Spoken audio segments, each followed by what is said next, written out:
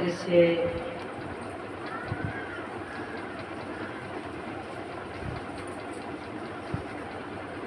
इस ज्ञान यज्ञ में एकत्रित हुए। बहुत खुशी की बात है और आप लोगों पर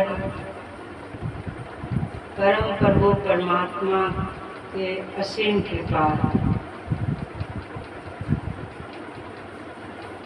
उनकी कृपा है, इसीलिए आप लोग यहाँ पर उपस्थित हो गए।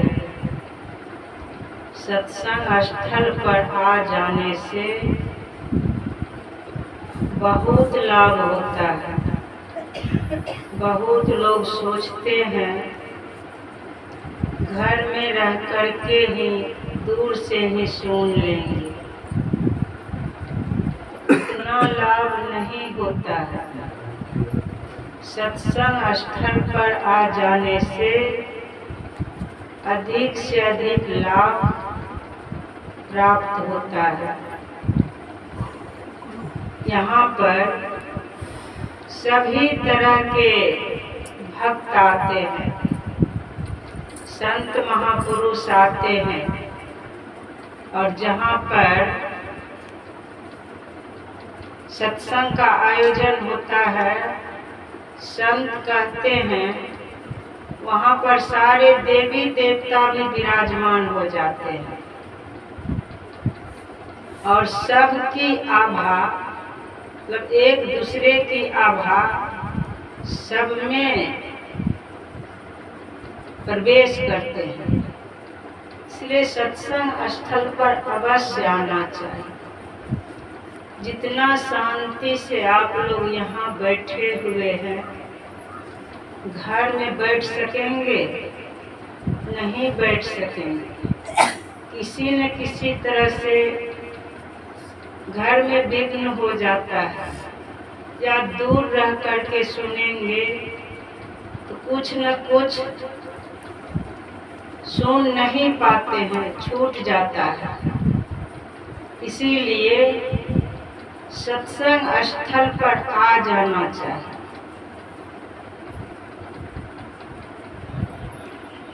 सत्संग स्थल पर आ जाने से संत कहते हैं दैहिक ताप, दैविक ताप, भौतिक ताप, तीनों ताप भस्म होने लग जाता है। जब से सृष्टि हुई है तब से ही शरीर के द्वारा बहुत तरह से भोग भोगा गया है। जैसे जैसे सत्संग से लाभ लेते जाएंगे वैसे वैसे तीनों ताप भी भस्म होने लग जाता है। जितना आप लाभ उठा सकते हैं, जितना लाभ उठा सकते हैं, वैसे वैसे आप पूर्वकृत कर्म फल से छुटकारा पाने लग जाएंगे। जिस तरह से आप लोग सुने होंगे कि भगवान बुद्ध के समय में एक दरिद्र ब्राह्मण थे। दोनों पति पत्नी में एक ही कमल था ओढ़ने के लिए। उनके मन में हुआ कि एक ही कमल है और हम दरिद्र हैं, अभी तक दरिद्रता नहीं जा रही है। जब कुछ दान कर देंगे भगवान को तो दरिद्रता जा सकती है।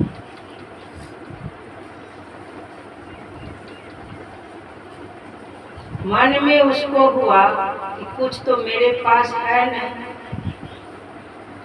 एक कमल है, कमल दान कर देते हैं।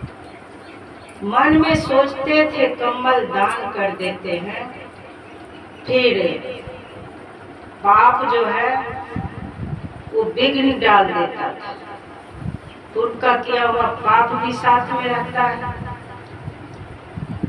जैसे पीछे पीछे छाया चलती है, उसी तरह से पाप पुण्य भी पीछे पीछे चलता है।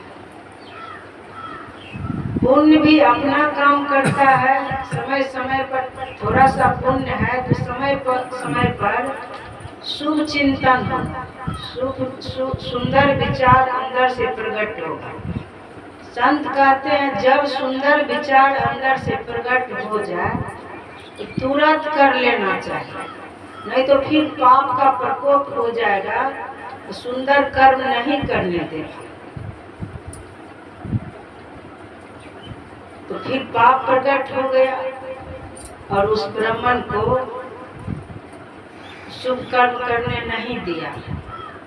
पाप कहने लगा भाई एक ही कमल है, अंदर से ही विचार आने लगा, एक ही कमल है, एक ही कमल में तुम दोनों पति पत्नी ओढ़ते हो, ठंडी के मौसम है, अगर तुम यह कमल दान कर दिया फिर तुमको भारी दिक्कत होगा, इसलिए ऐसा काम नहीं करो। और ये सब होता है, सबके साथ होता है। फिर वो दान नहीं किया, फिर शुभ सोच प्रकट हो गया, अरे मैं दान करना चाहता हूँ भगवान बुद्ध को, ये कौन ऐसा पाप है जो दान नहीं करने देता है, आज कुछ बीत जाएगा मैं दान करके छोड़ूंगा। इसी तरह से 2 बार 4 बार कई बार हुआ। शुभ सोच प्रकट होता था तो भीतर से कर लेते थे प्रतिज्ञा और दान करके ही छोड़े, जैसे दान करना चाहते थे तो पाप प्रकट हो जाता था, दान नहीं कर पाते थे। तो उसी तरह से फिर जब शुभ सोच प्रकट हुआ तो वो सोचा कि बारंबार पाप प्रकट होकर के दान नहीं करने देता है, इस बार जो है चाहे जो हो जाएगा मैं दान करके छोड़ूंगा। और गया कमल लेकर के भगवान बुद्ध के चरणों में दान कर दिया और ताली बजाने लगा, मैं जीत गया। भगवान बुद्ध बोले क्या बात है, क्या जीत गया? बोला प्रभु बहुत दिन से मेरे मन में होता था यह कमल दान करो, लेकिन पाप नहीं होने देता था, इसीलिए आज मैं पाप पर विजय प्राप्त कर गया। तो यह बात वहाँ के जो राजा थे उसको मालूम हुआ कि यह बड़ी दुष्कर दान दिया है। एक ही कम्बल था, ठंडी के मौसम में दोनों पति पत्नी ओढ़ते थे और वो दान कर दिया। तो वह राजा खुश होकर के उसको 1 जोड़ा कम्बल दे दिया। फिर वो 1 जोड़ा कम्बल, देखिए शुभ कर्म क्या होता है, उस 1 जोड़ा कम्बल को फिर भगवान को दान कर दिया, भगवान के भिक्षु में दान कर दिया। फिर वो राजा प्रसन्न होकर उसको 2 जोड़ा कम्बल दिया। इसी तरह से क्रम से वो मिलते गया उसको, वो दान करते गए। फिर एक बार जब राजा को पता चला कि ये दान पर दान कर रहा है, तब कई गांव, कई हाथी, बहुत तरह से बहुत कुछ उसको दान में दी और एकाएक वो बहुत धनवान हो गए। तो बताइए कम ही समय में और वो धनवान हो गए। एक कहानी एक तरह से समझाया गया है, ऐसा होता भी होगा क्योंकि संत की वाणी है। तो मान लीजिए दान के लिए ऐसा कहा गया है, उसी तरह से भजन के तरफ आई कि मान लीजिए इच्छा नहीं है भजन करना और जोर जबरदस्ती आप भजन में अपने मन को लगाएंगे, जोर जबरदस्ती समय निकाल करके 1 घंटे ध्यान में बैठ गए 1 घंटे में बारंबार अपने मन को मंत्र में लगाते रहे तो 1 घंटे जो बैठ गए तो उसका फल हुआ कि मन जो मंत्र में लग करके रहा, मन जो गुरु के चरण में लग करके रहा, तो इसका फल यह होता है कि ध्यान से उठने के बाद भी सारा कार्य करेंगे और मन लगा रहेगा भजन में। सारा कार्य करते हुए भी मन आपका भजन में लगा रहेगा। मतलब जोर जबरदस्ती भी भजन करने से कई गुना भजन का बल जो है बढ़ने लग जाता है, कई गुना भजन की पूंजी जो है बढ़ने लग जाती है और एक दिन पता भी नहीं चलेगा इस शरीर में जो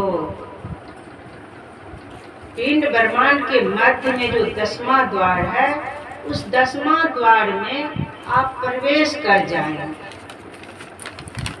पता भी नहीं चलेगा।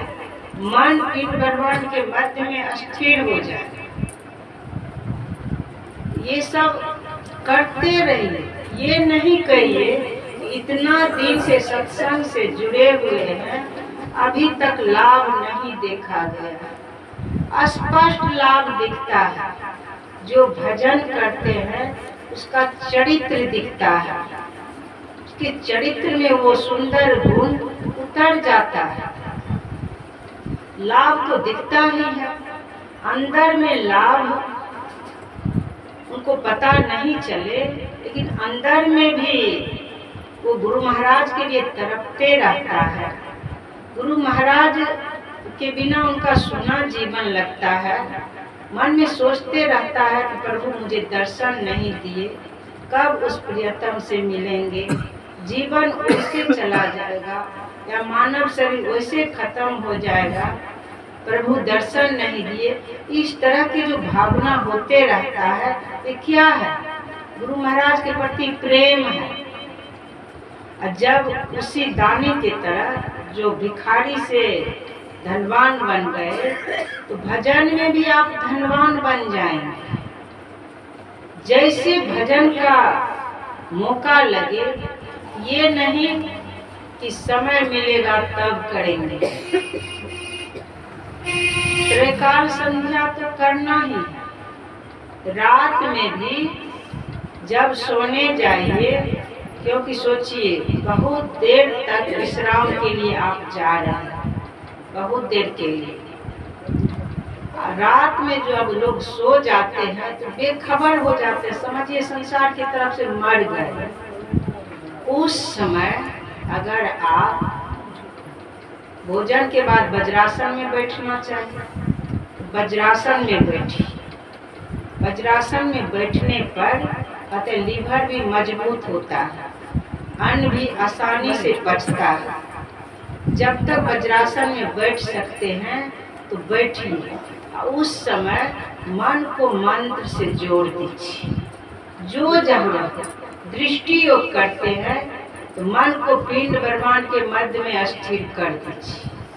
जो सार शब्द सुनते हैं, मन को सूरत को उस सार शब्द से जोड़ दीजिए और बैठिए। दृष्टि योग नहीं हो पा रहा है तो कुछ देर अपने आप को समेटने के लिए, मन को समेटने के लिए मंत्र जाप कीजिए, मानस जाप कीजिए। मानस जाप नहीं हो पा रहा है तो श्वास जाप कीजिए। मानस जाप बहुत ऊंची बात है। जो खूब ध्यान करते हैं उन्हीं से मानस जाप होता है। अगर मानस जाप नहीं हो पा रहा है तो श्वास जाप कीजिए।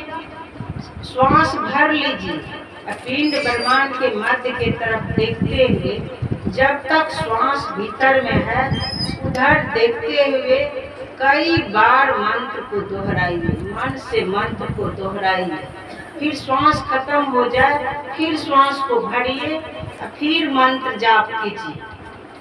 तो इस तरह से भी आदत बन जाए, फिर मानस जाप भी होने लग जाए। तो मानस जाप कुछ देर जब करेंगे, बराबर मन से मंत्र को दोहराते रहेंगे तो मंत्र को दोहराते रहेंगे तो धीरे धीरे इस शरीर से चेतन का सिमटाव होने लग जाता है। देखेंगे कुछ देर के बाद नींद नहीं आ रही है तो और अच्छी बात है। जब खूब नींद आ जाए तो वहीं पर पिंड ब्रह्मांड के तरफ देखते, पिंड ब्रह्मांड के मध्य में देखते हुए मंत्र जाप करते करते यह भावना लाइए कि हम गुरु महाराज के गोद में लेटे हुए हैं, गुरु महाराज मेरे पास हैं। इस भावना को लेकर के मंत्र को दोहरा रहे हैं। मंत्र को दोहराते मंत्र जाप करते करते अगर नींद आ जाए, आप देखेंगे रात भर उसी स्थिति में रहेंगे। श्री सतगुरु महाराज की जय। उससे भी अधिक आनंद में चले जाए, इसीलिए रात में सोने भी जाइए उसी तरह के स्थिति में आकर के हम गुरु महाराज के साथ हैं, हम गुरु महाराज को पुकार कर रहे हैं। या दोनों दृष्टि की धारा जहाँ पर एक होती है पिंड ब्रह्मांड के मध्य में, मन को स्थिर करके तब लेट गए तो रात भर आपका अंतर यात्रा होते रहेगा। कितना समय लगेगा? दिन रात भजन करते करते अगर रात में आप दृष्टियोग करते हुए लेट जाएंगे तो रात भर में बहुत दूरी तय होगी, रात भर अंतर यात्रा होगा। तो इस तरह से करना चाहिए। मन बहिर्मुख हो गया है, अंतर्मुख कैसे करें? शुरू में अंतर्मुख को करना मुश्किल हो जाता है। तो देखिए, जैसे मन संसार के गुनावन कर बहुत तरह से संसार का, इस नाशवान संसार का गुनावन होते रहता है। माया जो है अपनी तरफ खींच लेती है इस मन को, जबकि यह माया सब दिन इस मानव को धोखा दिया है, जो हमारे परम प्रियतम परमात्मा, जो हमारे असली जीवन साथी है, ये तड़प रहे हैं हमारे लिए, ये व्याकुल है कि कब मेरे पास ये आ जाए। ये सबसे अपना है मेरे,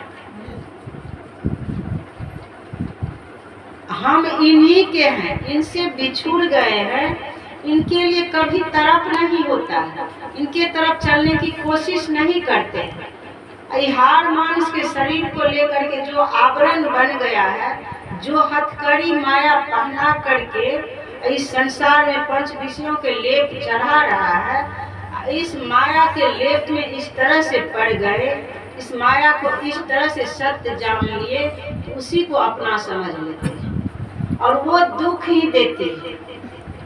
ये माया सदा दुख ही देती है। विचार कीजिए, विवाह जो करते हैं तो विवाह के समय में प्रतिज्ञा करते हैं कि 7 जन्म तक साथ रहेंगे। चारों तरफ मैं देखती हूँ, बराबर सत्संग में जाती रहती हूँ, एक जन्म भी नहीं निभा पाते हैं साथ। या तो पति पहले चले जाते हैं या पत्नी पहले चले जाते हैं। 7 जन्म के प्रतिज्ञा करते हैं। तो इस माया का कैसे भरोसा करें? इस माया के पीछे दौड़ेंगे, आगे मृत्यु खड़ी है। इसलिए इस जीवात्मा को, इस शरीर में जो जीवात्मा है, इस जीवात्मा को परम प्रियतम परमात्मा हमारे जो मालिक है, जहाँ जाने से हम परम शांति को प्राप्त कर लेंगे, जहाँ जाने से परम सुख को प्राप्त कर लेंगे, परम आनंद को प्राप्त कर लेंगे।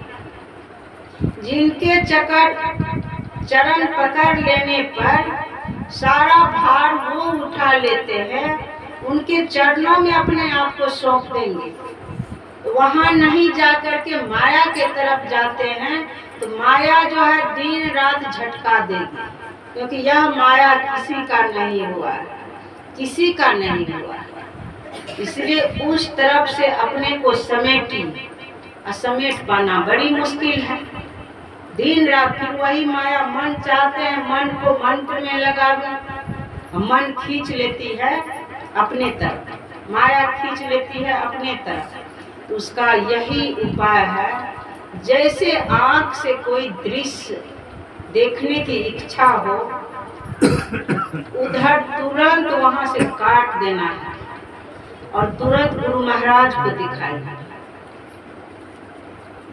गुरु महाराज के जीवनी पढ़िए, गुरु महाराज को देखिए, मीराबाई के चरित्र को देखिए, मीराबाई को देखिए, जनाबाई को देखिए, सहजोबाई के तरफ निहारिए कि वो सहजोबाई को चोटी गुथाया चला गया था, हाथ में मेहंदी लग चुका था, अब बारात भी आ गया था जनबासा में। सोचिए, वहाँ पर गुरु महाराज के आवाज आई, उनके गुरु की आवाज, सहजो चलना है रहना नहीं, चलना विश्वामिश, सहजो तनिक सुहाग पे कहा गुथावे शीश। थोड़ कुछ दिन के सुहाग के लिए तुम चोटी गुथा रही है, चलना है यहाँ रहना नहीं है। जैसे सरसी लोभ की छीन पानी छीन आग, वैसे सुख दुख जगत के सहजो तू तजी भाग। अब यहाँ रहना नहीं है, भागो यहाँ से, इस माया के नगरी से भागो। और भागेंगे कहाँ? संसार में कहीं भी जाएंगे,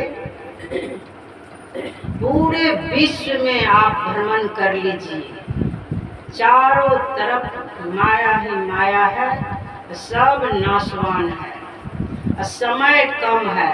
मानव शरीर आपको वरदान में मिला है अपना काम बनाने के लिए, जल्दी से इस शरीर के द्वारा संसार सागर को पार कर जाओ। अगर इसमें थोड़ी सी लापरवाही करेंगे तो महाभारत के युद्ध में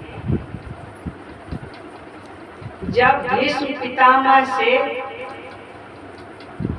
अर्जुन का युद्ध हो रहा था, थोड़ी सी भी लापरवाही अर्जुन करते थे, थोड़ी सी ढिलाई करते थे तो उनके हजारों हजार सेना को एक बार में ही मृत्यु के घाट उतार देते थे। थोड़ी सी लापरवाही के कारण हजारों हजार सेना मृत्यु के घाट उतर जाता था। सोचिए, थोड़ी सी लापरवाही के कारण। उसी तरह से गुरु महाराज के चरण को छोड़ करके, अंतर यात्रा छोड़ करके लापरवाही करेंगे, संसार के चिंतन करेंगे तो कितना दूर बह जाएंगे, संसार सागर में फंस जाएंगे, ठिकाना नहीं। फिर उधर से समेटना मुश्किल हो जाएगा, अपने आप को समेटना मुश्किल हो जाएगा। संसार सागर में बहते हुए, इस संसार सागर में सागर का इतना इसका प्रवाह तीव्र है, उधर से मुड़ना मुश्किल है। एक गुरु महाराज का दिया हुआ मंत्र जो है, उधर से समेटने के लिए उस तेज प्रवाह में भी अगर उस मंत्र को धारण किए रहेंगे, मंत्र जाप मंत्र को दोहराते रहेंगे तो आप धीरे धीरे तेज प्रवाह से भी निकल करके किनारे आ जाएंगे, किनारे पिंड ब्रह्मांड के मध्य में आ जाएंगे और वहीं से भगवान का द्वार चलना शुरू हो जाता है। पहले तो अपने आप को समेटना पड़ेगा। जल प्रवाह में जो, इस भवसागर के प्रवाह में जो बह रहे हैं, दिन रात देखना, सुनना, बोलना, सभी इंद्रियों के द्वारा संसार में जो बह रहे हैं, सबसे पहले तो उधर से समेटना पड़ेगा।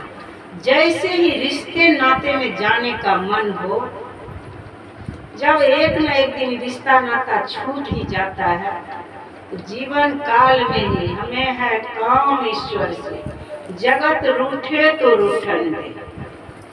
अभी मैं आप लोगों के बीच में बैठी हुई हूँ, संजोग से माँ भी है यहाँ। कुछ दिन पहले जब मैं अंतर्मुख हो चुकी थी, अगर ये सब माया में फंसती तो शायद आप लोगों के सामने नहीं बैठ पाती है। जब माँ चाहती थी कि हम लोगों से ठीक से बातचीत करें, सब समझाने में लगे रहते थे। एक जगह सत्संग में आई थी, साथ में और सब हो गई थी, मुझे भी तैयार हो करके ले जाते थे, आप जाइएगा तब जाएंगे। वहाँ भी माँ पहुँच गई थी, बहुत सब सामान लेकर। जब मैं बातचीत नहीं की, माँ रोने लगी। कितनी कठोरनी है, हमसे बात तक नहीं की। माँ रोने लग गई। सबसे संसार को देखना सुनना, गांव को गे को देख को नाते बारिये प्रीत के ऊपर धीरे धीरे हो जाएगा। जब इनसे प्रेम करेंगे, रहेंगे सबके साथ में ही, सब काम भी पूरा होने लग जाएगा। सब कुछ, सब में रसिए, सब में बसिए, सबकी सुनिए बोल, हाजी हाजी करते रहिए, रहिए अपनी ओर। ऐसी प्रीति कीजिए जस खीरा ने कीन, भीतर से दिल, ऊपर से दिल मिले, भीतर फाके तीन। मरने से पहले मर जाना, मरने से पहले मर जाना, तब काम बने। क्योंकि क्या पता कल मर जाएंगे, क्या पता कल शरीर छूट गया, अपना काम नहीं बना पाए।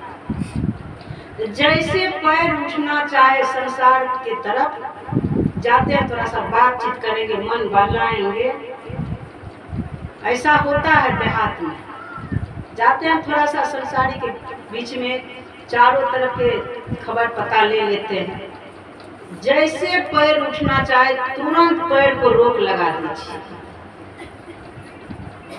मनोनिग्रह और इंद्रिय निग्रह दोनों जारी रहे। ध्यान के समय में तब ध्यान बनेगा जब पहले इंद्रिय निग्रह भी करते रहेंगे। पैर उठना चाह रहा है, रोक लगा दी, नहीं, उधर नहीं जाना। जितना देर संसारिक बातचीत करेंगे, इधर उधर के पता लगाएंगे, उतना देर गुरु महाराज के पास बैठ करके इनकी पुकार करेंगे। इनके जो मुखार बिंद है, परम पवित्र मुखार बिंद है, जो शांति के स्वरूप है, इनका दर्शन करेंगे, इन्हीं के सदग्रंथ का अध्ययन करेंगे। फिर अध्ययन करते हुए दिख रहा है, उसमें लिखा हुआ है कि हर क्षण गुरु मन ज्यों में ही रहे हो, निश्चय निर्वाण हो, इस संत सब कहे हो। अब इतना देख लिए सदग्रंथ में, अब हर क्षण गुरु में मन को लगाए रहे, भजन की पूंजी बढ़ेगी। संसार में जाएंगे तो कचरा भर जाएगा। अब ध्यान के समय में उस कचरा को निकालेंगे कि भजन की पूंजी भरेंगे, तो कचरा भर गया, उस कचरा को निकालने में मुश्किल हो जाएगा। जैसे आंख से इच्छा हो, आप संसार की जाते हैं, कुछ दृश्य देख लेंगे, वैसे आंख को रोक लगा दीजिए। नहीं, अब देखेंगे गुरु महाराज के रूप को, देखेंगे, संत दर्शन करेंगे। कान जाना चाह रहा है संसार के वचनों को सुनने के लिए, मोबाइल में ही बहुत कुछ आजकल सुनते रहते हैं। जो जो नहीं सुनना चाहिए वो सब भी सुनते रहते, क्या जरूरी। अब सोचिए, और बहुत कुछ सुनते रहेंगे, देखते रहेंगे, तो उतना कचरा भर गया। बताइए, जब शरीर छूटेगा, जितने कचरा सब मोबाइल में भी देख रहे हैं, देख रहे हैं, विचार कीजिए, वो कचरा आपको शांति देंगे? अगर शरीर छूट गया आपको शांति देंगे? आपको वो सारे कचरा, संसार के कचरा कुछ काम नहीं देगा। जीवन यापन करने के लिए परमात्मा जो आपके ऊपर काम सौंपा है, जो कार्य सौंपे हैं परमात्मा, वह कार्य तो अपना कर्तव्य समझ करके करना ही है। पूर्व का ऐसा किया हुआ है, कोई घर के ही गृहिणी बन के रह जाते हैं, घर के ही सेवा में लगे रहते हैं, कोई गाय भैंस के सेवा में लगते हैं, कोई खेत खलिहान में लगते हैं जीवन यापन के लिए, कोई नौकरी करते हैं। सब तरह के कुछ न कुछ जीवन यापन के लिए कुछ न कुछ करना पड़ता है। वो तो करना ही है, ईमानदारी से करना है। जीवन यापन के लिए अगर कुछ नहीं करेंगे तो फिर दुख आ जाएगा जीवन में। परिश्रम की कमाई खाना है। बाबा देवी साहब कहे हैं गुरु महाराज कि लाला, अगर पिता के अन्न बैठे बैठे खाओगे तो खून खराब हो जाएगा, इसलिए परिश्रम करके खाओ। तो जीवन यापन के लिए कुछ न कुछ परिश्रम करना चाहिए। वो भी ये समझ के कि गुरु महाराज की सेवा है, सब कुछ गुरु महाराज के है, हम उनकी सेवा कर रहे हैं। देखिएगा हर तरह से आपका जीवन बदल जाएगा। एक राजा थे,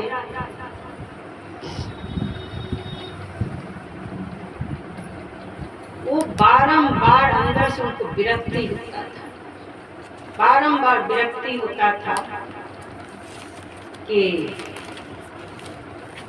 क्या पता शरीर छूट जाएगा तो भजन नहीं कर पाएंगे। बालक भी है, बड़ा हो जाता तो इसको राजा के पद दे देते, हम भजन करने चले जाते। ये भी अभी छोटा है, बारंबार दुखी होता था। एक रोज जंगल की तरफ जा रहे थे, उधर से महात्मा जी आ रहे थे। महात्मा जी देखते हैं कि राजा साहब ये आ रहे हैं, तो राजा दोनों आमने सामने हो गए। राजा साहब प्रणाम की, बोले क्या कहेंगे महाराज, मैं जीवन से बड़ी दुखी हूँ। मन में होता है भजन करूं जाकर के, लेकिन राज को चलाने वाला कोई नहीं है। मन व्याकुल हो गया है, मैं बेचैन हूँ, दुख से छुटकारा पाना मेरे लिए मुश्किल है। तो महात्मा जी बोले कि तुम चाहते हो भजन करने के लिए? बोले हाँ, मैं भजन करना चाहता हूँ। तो एक काम करो, अभी तो युवराज छोटा है, उसके ऊपर अगर राज को सौंप दिया तो फिर वो ठीक से राज को नहीं चला पाएगा।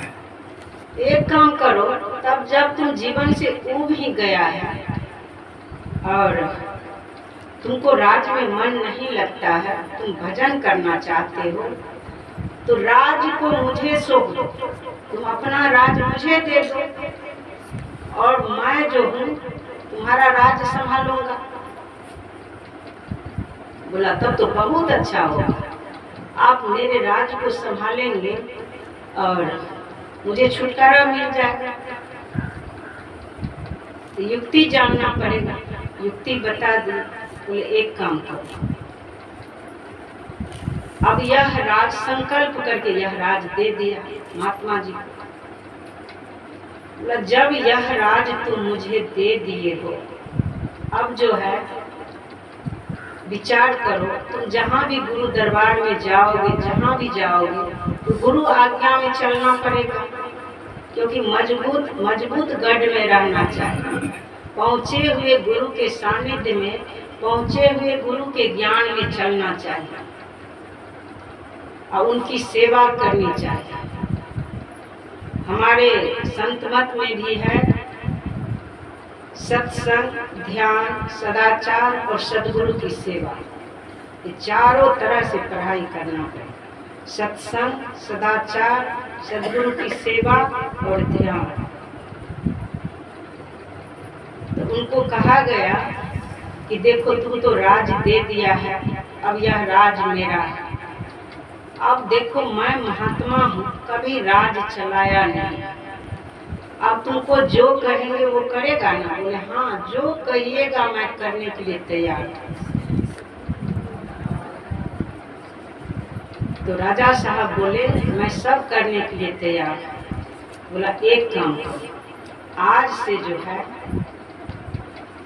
यह राज मेरा है और इस राज में रह कर के तुमको हर तरह से संभाल करना पड़ेगा। ये सब इस राज में जो हमारे बच्चे हैं ये सब मेरा है, अब सब मेरा है। तुमको जो है ईमानदारी से इस राज में रह करके सबका संभाल करना है। अब बच्चे में भी तुम देखेगा कि ये गुरु महाराज के हैं, घर परिवार धन दौलत सब गुरु महाराज के हैं। अब तुम ईमानदारी से इस राज को संभालो, सब हिसाब जारी सब ठीक से रखो। अब जब महात्मा जान गए कि अब यह राज्य जो है हमारा नहीं है, अब गुरु महाराज का है, यह सोच करके राज बोला ठीक है गुरुदेव, ऐसा ही करूँगा और आपको समय समय पर हिसाब दूंगा। उनके बच्चे भी थे, सब वो समझ गए सब गुरु महाराज के हैं, पूरे परिवार अब गुरु महाराज के हैं, हम उनके दास हैं। इस तरह से बच्चे का भी संभाल करने लग गए। उस राज में जो भी धन संपदा जो भी था सबका संभाल करने लग गए। उनके प्रजा जो थे उनकी भी संभाल ठीक से कर रहे हैं, सारे प्रजा सुखी है, सब आनंद में है, सब तरह से देख रेख सब ठीक से कर रहे हैं, सावधान होकर के, क्योंकि मेरे गुरु महाराज के, मेरा तो कुछ है नहीं। मेरा रहता तब तो आसक्ति होता, तब तो उस जाल में फंसते, सब गुरु महाराज के। और इस तरह से उस राज में रहने लगे। इसका फल इतना सुंदर हुआ, बच्चे बच्चे वहाँ के इतना सुखी हो गए, इतना ज्ञानी हो गए, इतना ध्यानी हो गए, क्योंकि राजा दीक्षा भी ले लिए थे, अपना भी करते थे, प्रजाओं से भी कराते थे, अपने राजमहल में भी कराते थे, सबको शांति, सबको शांति। राज का भी उत्थान होने लग गए, राज भी बहुत विकास की तरफ जाने लग गए, वो भगवान ही बन गए।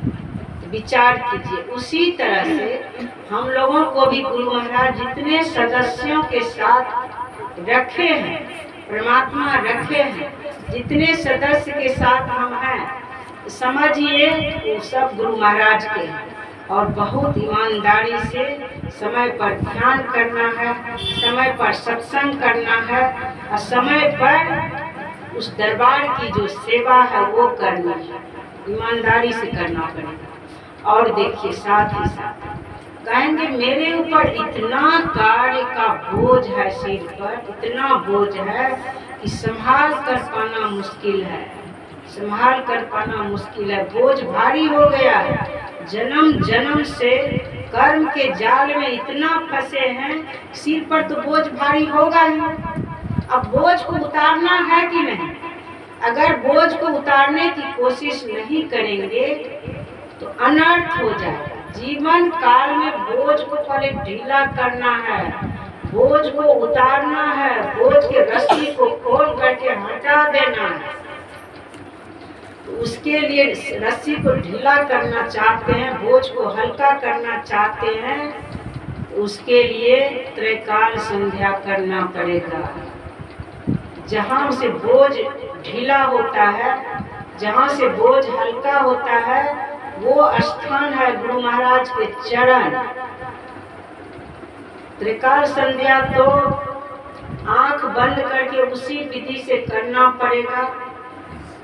दृष्टि योग नहीं हो रहा है, मंत्र जाप कीजिए, मंत्र को दोहराइए, पीठ गरमान के मध्य के तरफ देखते हुए, गुरु महाराज के रूप का स्मरण करते हुए इस विधि से करेंगे। करते करते संसार के नाम रूप से सिमट जाएंगे, फिर पिंड ब्रह्मांड के मध्य में अस्थिर हो जाएंगे। जैसे अस्थिर होंगे वैसे बोझ ढीला होना शुरू हो जाएगा। बोझ को ढीला होना है और कितना सुंदर ढंग से आपका कार्य होने लग जाएगा, इतना आसानी से हो जाएगा, इतना आपके लिए आसान हो जाएगा। आप देखेंगे आपका जीवन बहुत सुंदर हो जाएगा, बहुत हल्का हो जाएगा, बहुत आनंददायक हो जाएगा। भजन को छोड़ देंगे तो भारी दुख में चले जाएंगे। गुरु महाराज के नियम से भजन करने लग जाएंगे तो आनंद ही आनंद आ जाएगा आपके जीवन में। मुझे याद है शुरू में जब मैं पहले तो उतना कहीं जाती नहीं थी, अरजपुर से सुखासन और सुखासन से अरजपुर बीच बीच में जाते थे। साल में 1-2 बार, ऐसा 2-3 बार हो जाता था। तो उस समय लगता था कि जाने आने के बीच में लगता था कि एकदम खाली हो गए। पहले तो दुखी होते थे, जहाँ से निकलते थे वहाँ से दुखी होते थे। माता पिता के पास से जब छूटते थे तो ये सब याद सताने लगता था। फिर गुरु महाराज के याद करते थे, वो तो साथ रहने वाले हैं नहीं। तुरंत गुरु महाराज के याद, और याद करते ही जैसे बैठते थे, गाड़ी पर बैठते थे, वैसे ही अपना काम बनाना शुरू करते थे। यही मौका है, अरे यही मौका है। जब तक घर में थे, जब तक रिश्ते नाते के साथ में थे तो माया का लेप चढ़ते रहता था, छुटकारा मिलता था कहाँ। अभी तो जहाँ से चले हैं, जब तक पहुँचेंगे उतना देर के लिए गुरु महाराज इतना समय मुझे अपने लिए दे दिए, असीम कृपा किए हैं कि इतना देर के लिए हमें छुटकारा दे दिए हैं। इतना देर तक हम आराम से भजन करते हुए जाएं। देखिए उतना देर के लिए जो छुटकारा मिलता था, 2-4-5 घंटा के लिए जब तक पहुंचते थे, उतना पूंजी बन जाता था, उतना पूंजी बस पर खिड़की से देख लेते थे, फिर श्वास भर लेते थे। श्वास भीतर भरा हुआ है, मंत्र जाप कर रहे हैं, मंत्र जाप कर रहे हैं, खूब कर रहे हैं, करते करते फिर श्वास लेते थे। श्वास खत्म हो जाने के बाद फिर श्वास लेते थे। इस तरह के अभ्यास करते करते बाद में मानस जाप होने लग गया। फिर मानस जाप भी जब होने लग गया तो फिर दृष्टि योग होने लग गया। बारंबार इस तरह होता था। 6-7 घंटा जो कर लेते थे, घर जाने के बाद भी सारे कार्यों को करते हुए भी खूब मंत्र जाप होते रहता था। जब बैठते थे तरफ करके बैठते थे, बैठते ही ध्यान भी बनता था। तो इतना समय जो मेरे लिए खाली गुरु महाराज देते थे जाने आने पर, सोचिए ये वरदान में मुझे मिला था।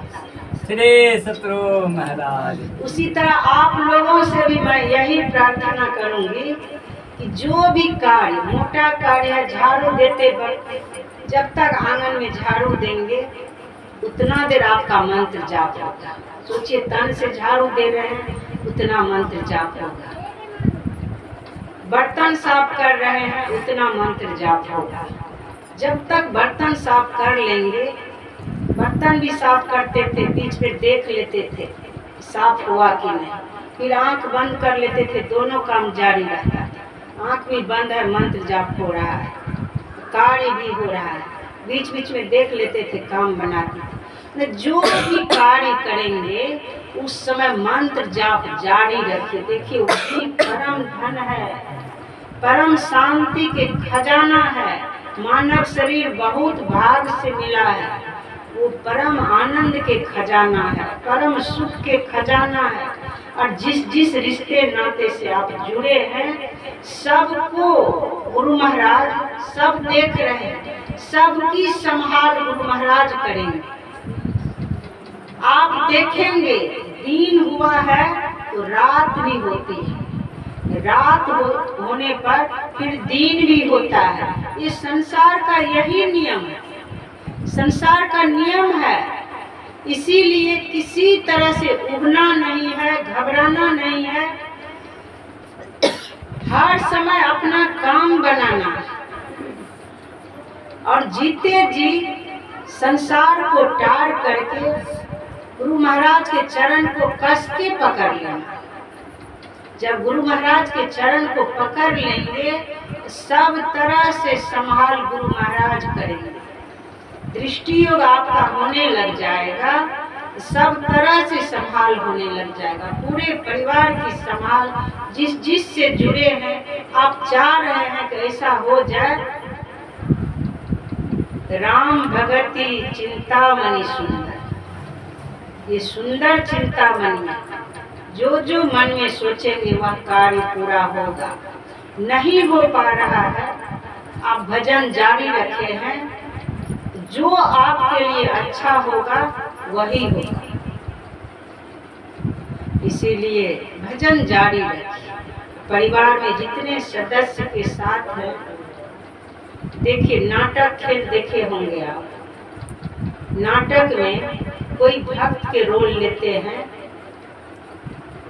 तो उनको देखते ही मन होता है हम भी भजन करें, होता है ना, हम भी भजन करें, इसी तरह से हम भी भजन करें। कोई दुष्ट का रोल लेता है, उस पर सबको नफरत होता है, उससे सबको नफरत होता है। मतलब जो जिस तरह के रोल लेते हैं तो वैसा उस तरह से देखने में कोई अच्छा लगते हैं, कोई बुरा होते हैं। उसी तरह से हम परिवार में जितने सदस्य हैं अपना अपना रोल जो है, अपना अपना कर्तव्य, आपका क्या कर्तव्य है वह सुंदर बना लें। दुष्ट तो हमें बनना नहीं। जो बदमाश का रोल लेता है उसका भी फल देखते हैं, उसको भारी दुख होता है, बाद में उसका नाश हो जाता है। जब बढ़िया रोल कोई लेते हैं उसकी खूब बड़ाई होती है। उसी तरह से आप जो है परिवार में, बस आपको अपने आप को देखना है, बढ़िया से बढ़िया परिवार में रोल खेलना है, बढ़िया से अपना कर्तव्य को निभाना है। पिता है अपने कर्तव्य में दृढ़ हो जाइए, माता है अपने कर्तव्य में दृढ़ हो जाइए, पुत्र है अपने कर्तव्य में दृढ़ हो जाइए, बहू है अपने कर्तव्य में दृढ़ हो जाइए।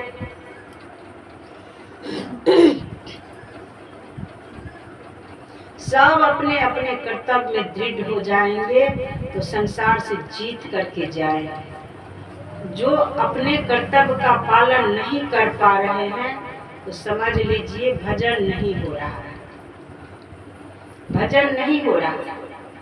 भजन में कमी होगी, अपने कर्तव्य से च्युत हो जाएगा। और भजन में क्यों कमी हो रहा है?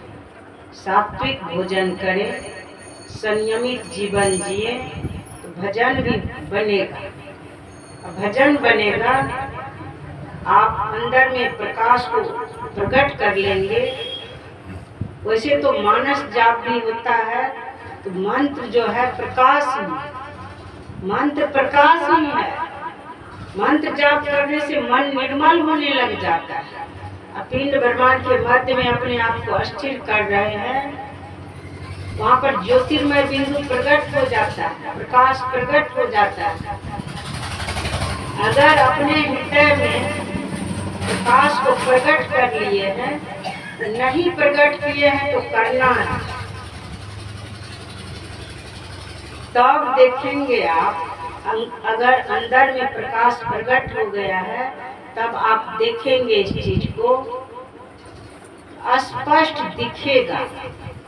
पंच पाप अगर हो रहा है वो दिखेगा, अरे ये पाप हो रहा है। व्यभिचार, चोरी, नशा, हिंसा, झूठ भी नहीं बोलेंगे, बड़ी सावधानी से वो चलने लग जाते हैं।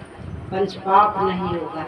छह विकार में कोई विकार प्रकट हो गया है तो जिसके हृदय में प्रकाश प्रकट हो गया है, जो नित्य नियमित रूप से ध्यान करते हैं, छह विकार भी वश में रहता है। विकार प्रकट होगा लेकिन वो दिखेगा, अरे ये तो क्रोध है, क्रोध प्रकट होगा, दिखेगा कि क्रोध है, हमारे भजन की पूंजी को भी भस्म कर देगा, सारे सद्गुण को भस्म कर देगा। इसलिए तुरंत भगवान बुद्ध के नियम है, मुट्ठी बंद कर लेता है। क्रोध प्रकट होते ही मुट्ठी बंद करके श्वास जाप करना शुरू कर दीजिए। मुट्ठी बंद कीजिए, श्वास जाप करना शुरू कर दीजिए, तुरंत क्रोध शांत हो जाएगा। तो पंच पाप और छह विकार दिखते हैं और वो उसके द्वारा तब पाप नहीं होगा, छह विकार नहीं जगेंगे। घर परिवार में रह करके अपने कर्तव्य का पालन होते रहे। एक कहानी है, अब तो यहाँ से सत्संग करके जाना है, अंतिम सत्संग करके इस साल में जाना है। तो मैं यह कहानी कहना चाहती हूँ, और कहीं जाती हूँ तो मुझे मेरे मन में चलता है कि ये कहानी कह दूँ, क्योंकि ये बात सत्य है और ऐसा करके मैं देखी हूँ। एक जगह की बात है,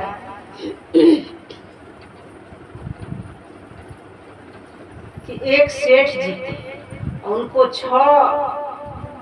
7 पुत्र था। 6 पुत्र का विवाह हो गया था, एक पुत्र का विवाह नहीं हुआ था।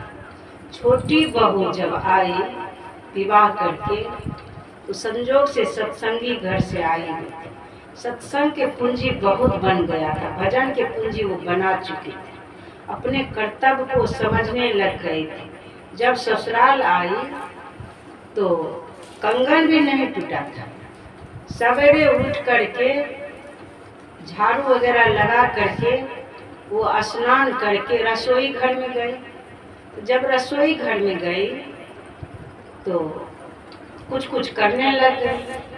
तो सासू माँ कहती, अरे बहू, तुम्हारा अभी कंगन भी नहीं टूटा है, तुम अभी रसोई घर में घुस गई हो, कोई जरूरत नहीं है। 6 बहू पानी लगा करके करती है, तुमको अभी कुछ नहीं करना है, तुमको खेलने का समय है। छोटी बहू कहती है, माँ जी हम बैठ करके खाएंगे और दीदी सब जो है भोजन बना करके खिलाएगी, नाश्ता बना करके खिलाएगी, मुझे तो पाप लगेगा। उन लोगों का भोजन बनाया हुआ ग्रहण करेंगे, जलपान ग्रहण करेंगे तो पाप लगेगा, हम तो पापी बन जाएंगे। दीदी लोग, आप लोग बहुत किए हैं, अब मैं आई हूँ, मुझे करना है, क्योंकि मुझे पुण्य बढ़ाना है। सही में सेवा करने से जो है पुण्य के पूंजी बढ़ता है। तो वो सेवा करने लग गए।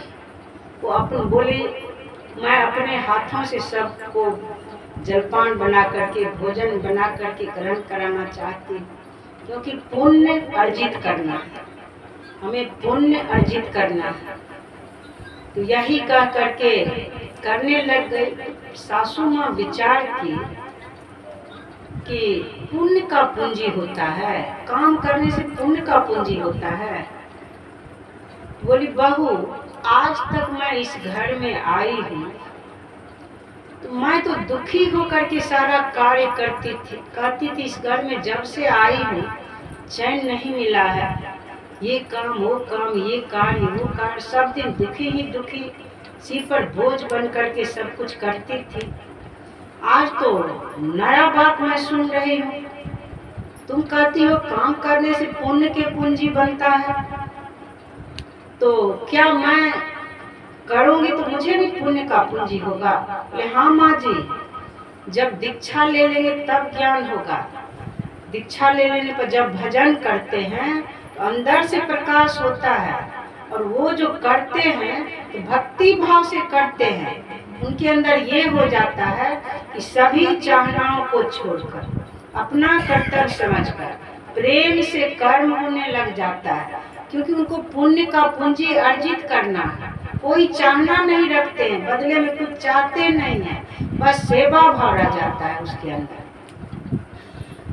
तो सास बोली, बहू मैं तो आज तक बहुत दुखी से की थी, जो भी करती थी कहती थी आपके घर में ऐसे वैसे, मैं तो सेवा की ही नहीं, आज तक भक्ति की ही नहीं, इसलिए मैं तो महापापी हो गई।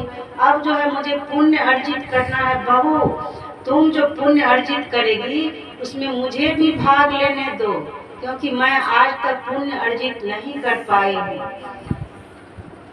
बोले ठीक है, और वो भी सेवा में भाग लेने लग गए। फिर और सब बहू धीरे धीरे उठी है, बोली माँ जी बहू को आते ही आप घर के कार्य में लग गए, इतना दिन तक नहीं लगते थे, आज सब काम में लग गए। बोले नहीं बहू आप पुण्य अर्जित कर रही हूँ। बोले ये क्या पुण्य है, काम करने से पुण्य होता है? बोले हाँ काम करने से पुण्य होता है, अब काम नहीं, अब भक्ति, अब सेवा कर रहे हैं। सब कुछ बता दिया उनको भी फिर से, और सब समझ गए अरे सेवा करने से, जब मैं अपने हाथों से प्रेम से भोजन बना करके सबको खिलाऊंगी, इससे पुण्य के पूंजी बढ़ेगा और हमारा जीवन सुखमय होगा। अब सब बहू बारी बारी क्या सब चाहती थी हम अधिक सेवा करेंगे तो मेरा पुण्य का पूंजी बनेगा, वो चाहती थी हम करेंगे तो मेरा पुण्य का पूंजी बनेगा, सासू माँ चाहती थी मुझे पुण्य अर्जित करना है। सब लग गई सब तरह के कार्य में, सब जल्दी जल्दी सब कुछ उसका चमकने लग गए। सब सोचते थे सवेरे हम उठेंगे, ब्रह्म मुहूर्त के बेला में उठने से उस समय देवी देवता विचरण करते हैं। ब्रह्म मुहूर्त में सब कार्य करके जल में स्नान कर लेंगे, उस समय ठंडी के मौसम में जल गर्म रहता है, देवी देवता का उस जल में भी निवास होता है।